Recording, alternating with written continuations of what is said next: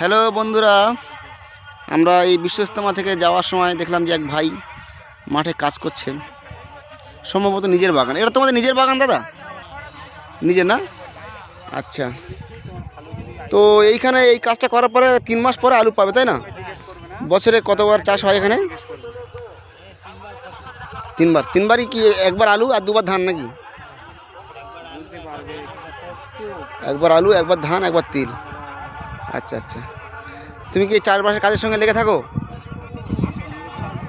আচ্ছা আচ্ছা, যাই হোক, এখানে ইজতেমা হচ্ছে, খুব ভালো জায়গায়, সবাই সবাইকে হেল্প করেছে, তবে কাজটা হচ্ছে, তাই না? যাই হোক, ঠিক আছে, ভালো থাকবে। আমি এসেছি আপনার বারুইপুর থেকে, দক্ষিণ চব্বিশ পরগনা বারুইপুর থেকে। সময় করে আসলে আমাদের বাড়ি থেকে ঘুরে আসবে, একদম বারুইপুর স্ট্যান্ডের কাছে। দাদার নাম কি? সহদেব দার সঙ্গে কথা বললাম, খুব ভালো লাগলো। এই যে সব আমাদের ঠিক এটা আছে। হচ্ছে